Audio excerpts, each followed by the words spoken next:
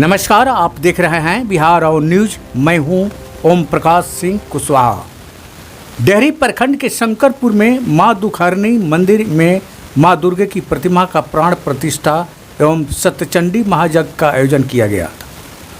यज्ञ कमेटी के अध्यक्ष अरविंद कुमार उर्फ बबलू ने बताया कि 20 जून से 28 जून तक अखंड कीर्तन एवं यज्ञ का आयोजन किया गया है, जिसमें 24 घंटे अखंड कीर्तन, प्रवचन, कृष्ण लीला की प्रस्तुति की जा रही है। उन्होंने बताया कि जब मैं पूज्य महामंडलेश्वर प्रेम शंकर दास जी महाराज की श्री स्वामी दयानंद पुजारी जी महाराज के साथ कई महान सदाचार वेदाचार का प्रवचन चल रहा है। यज्ञ में प्रतिदिन गीता का भी पाठ किया जा रहा है, जिसके साथ ही यज्ञ में प्रतिदिन भंडारा का भी आयोजन किया जा रहा है, जिसमें हजारों की संख्या में श्रद्धालु प्रवचन को सुनकर भंडारा के महाप्रसाद को ग्रहण कर रहे हैं।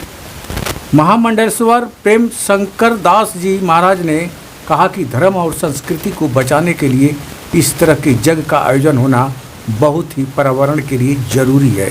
आइए आपको कुछ तस्वीरें दिखाते हैं जो वेदाचार के द्वारा प्रवचन किया जा रहा है।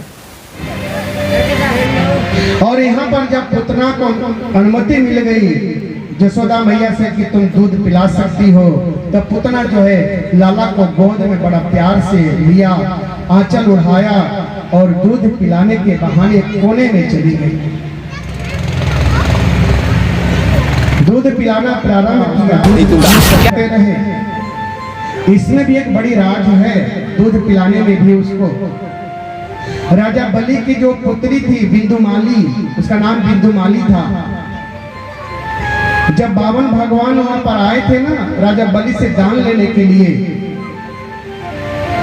तो 52 भगवान के रूप को देख करके उसके मन में बड़ा प्यार उत्पन्न हुआ था, भाव उत्पन्न हुआ था। काश मेरा भी ऐसा पुत्र होता तो मैं उसको अपना दूध पिलाती।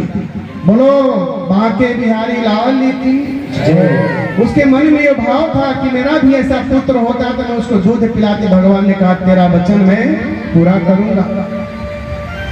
जब राजा बलि को भगवान ने बांध दिया, सब कुछ छीन लिया, तो उसको बड़ा क्रोध आया। कैसे पुत्र को तो जान से मार देना चाहिए, इसीलिए आई थी कालकूट विष लगा करके भगवान को मारने के लिए।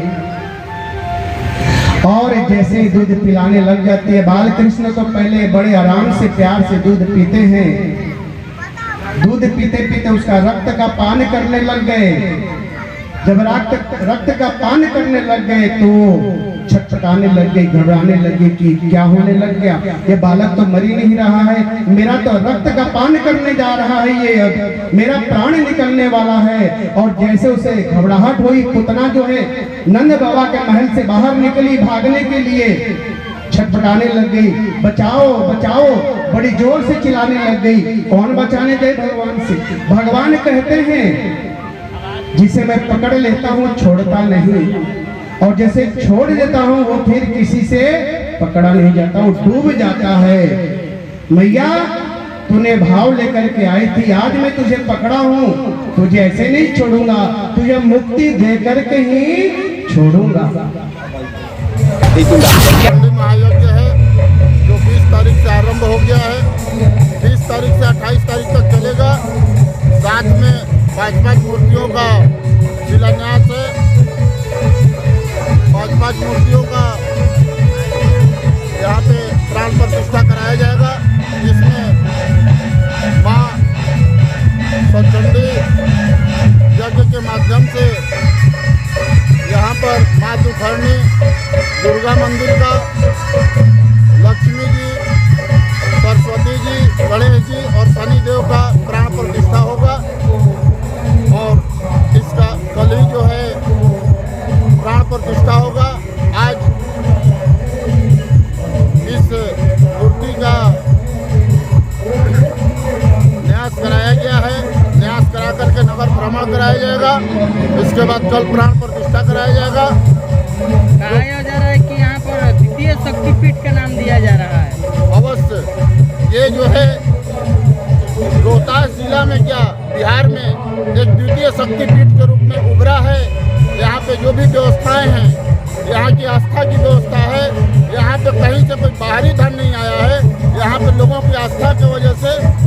उनकी जो भी आया ये आस्था की वजह से आया है।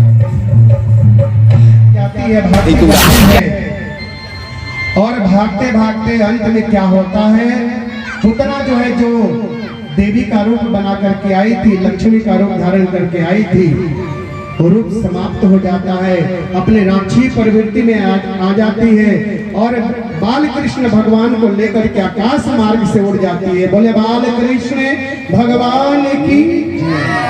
आकाश मार्ग से उड़ जाती है और उड़ करके दूर जा करके जब बाल कृष्ण भगवान उसके प्राणों के पान करने लग गए तो छटपटा करके अपने शरीर को बहुत बढ़ाया, इतना बढ़ाया। हेलो हेलो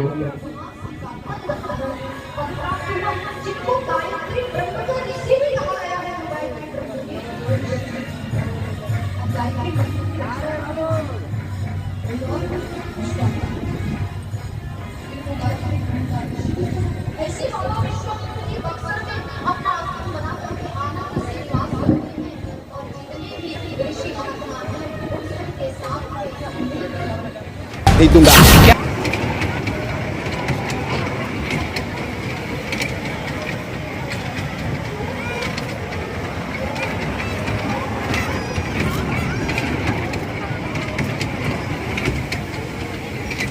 नहीं दूंगा।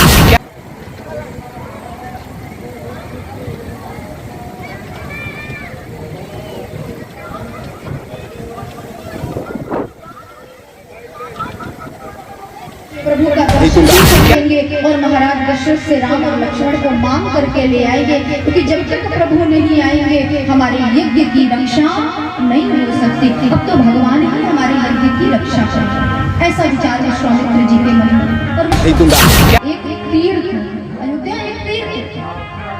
दुनिया में कभी भी यदि आपको संसार के किसी भी तीर्थ में जाने का कभी अवसर मिल जाए, सुअवसर मिल जाए, तो आपको एक बात हमेशा याद रखनी है कि उस तीर्थ में जाने के पश्चात यदि वहां पर कोई पौराणिक नदियां हैं जिनकी चर्चा हमारे वेद शास्त्र में अगर आई है, तो सबसे पहले वहां की उन पूजनीय उन पौराणिक नदियों में जाकर के स्नान करें। उदाहरण के लिए कभी कभी आपको अयोध्या जाने का कभी मान लीजिए अवसर मिला, और कभी कभी ऐसा होता है कि आप जल्दबाजी में हैं, जल्दबाजी के कारण आप सरयू में स्नान नहीं किए, सोचा चलो फिर कभी मौका मिलेगा आएंगे सरयू मैया में स्नान कर लेंगे, चले गए कनक भवन का दर्शन करने, बिहारी जी का दर्शन करने, हनुमानगढ़ी का दर्शन करने। तो विचार करिए, क्या आपको अयोध्या जैसे तीर्थ में जाने का फल प्राप्त होगा? कभी प्राप्त नहीं हो सकता।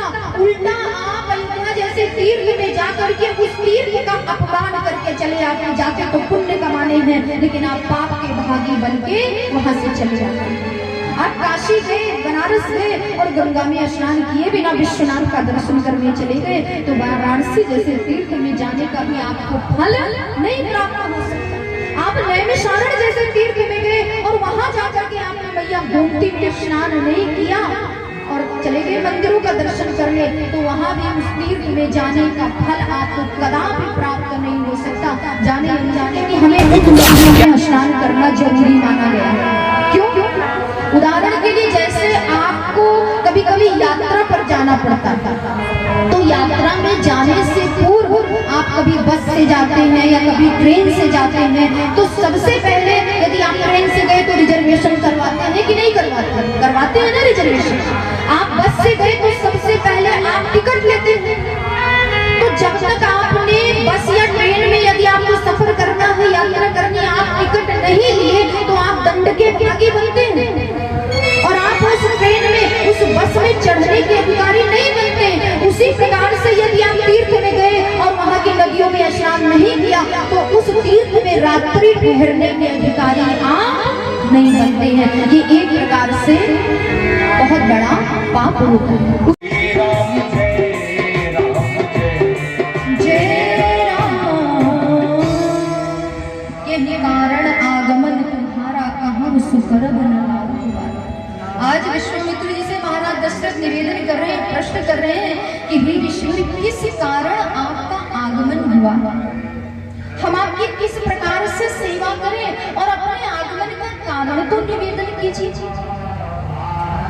जब महाराज दशरथ जी ने कारण पूछा तो विश्वामित्र जी ने भी बिना सोचे विचारे तुरंत महाराज दशरथ जी से कह दिया, राजन सुबह मारीच ताड़का ये सब राक्षस और राक्षसी हमें यज्ञ नहीं करने देंगे। हम जैसे ही यज्ञ प्रारंभ करते हैं ये पापी राक्षस हमारे यज्ञ को विध्वंस कर देते हैं। हमारे यज्ञ मंडप में मांस के टुकड़े ला करके डाल देते हैं, मदिरा डाल देते हैं, हमारा यज्ञ विध्वंस हो जाता है, यज्ञ को तहस नहस कर देते हैं। और इसी कारण हम बड़े दुखी, और यही कारण अभी मां के द्वार पर आए। और जो आने का विशेष कारण है वो कारण क्या है कि हम आपके दो पुत्र राम और लक्ष्मण को आपसे याचना करने के लिए आए हैं, आपसे मांगने के लिए आए हैं। बाबा, महायज्ञ का आयोजन हो रहा है, क्या कहें? यह जो अभी यज्ञ आपके बीच में जो चल रहा है इसमें प्रतिष्ठात्मक यज्ञ चल रहा है। प्रतिष्ठात्मक यज्ञ का होता है जिसमें मूर्तियों की प्रतिष्ठा है, जिसमें लक्ष्मी का, सरस्वती का, दुर्गा जी का। इसके चलते मुहूर्त इसी समय था, इसलिए इसी समय यज्ञ किया गया। नहीं तो यज्ञ और ठंडी में भी हो सकता था। तो किसी भी मूर्ति की स्थापना के लिए शास्त्र कहता है उसका मुहूर्त होता है। जैसे कोई खेती करने वाला जब किसान जाता है खेत में तो उसमें नमी देखता है, और नमी देखने के बाद तब बीजारोपण करता है, और बिना नमी देखे अगर बीजारोपण कर देता है तो बीज अंकुरित नहीं होता है। उसी प्रकार बिना मुहूर्त का ये करने का कोई फल नहीं प्राप्त होता। कितने दिन का यहाँ चल यज्ञ जो है कब से कब तक यज्ञ का यज्ञ जो है हमारी जो जल यात्रा थी वो 20 तारीख की थी, और पूर्णाहुति इसकी 28 तारीख की हो रही है। और इस यज्ञ में वैसे नहीं कहना चाहिए, जितने बच्चे हमारे कार्यकर्ता लोग लगे हैं ये बिल्कुल कोल भील की तरह है। जैसे कोल भील बिल्कुल निष्कपट थे, कहीं कपट छल रहे, ये सारे कार्यकर्ता निष्कपट लगे हैं बच्चे सब, रात दिन एक करके। और बहुत ही छोटा सा गांव है शंकरपुर, हमको तो पता नहीं चलता गिने तो कई होगा। इतना बड़ा विशाल यज्ञ का आयोजन करना, रोज 5,000 आदमी का भोजन की व्यवस्था करना, इससे बड़ा सराहना प्रशंसा क्या हो सकता है? बोलिए जरा सा, एक आदमी भी लौट कर बिना भोजन के नहीं जा रहा है, इससे बड़ा यज्ञ और क्या होगा? यज्ञ माने सेवा, और जिस यज्ञ में सेवा न हो यज्ञ अधूरा है। परमात्मा का सेवा, नर की सेवा, नर की सेवा नारायण की सेवा।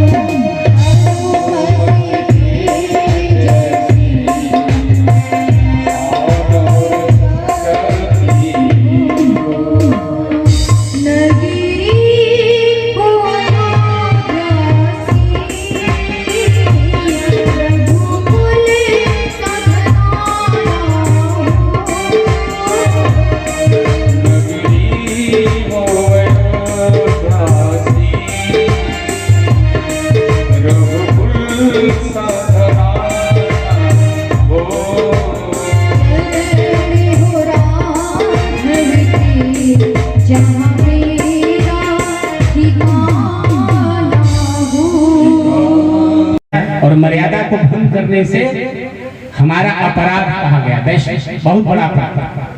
तो अब इसमें बच्चों लोगों को भी उत्साह को भी थोड़ा सा कहीं न कहीं लोग भुला दिए पत्रकारों को। तो लोगों ने कहा कि भाई टीवी चैनल में क्या में चलाने के लिए, तो हमने कहा चलो इसी बहाने हम निवेदन कर देंगे।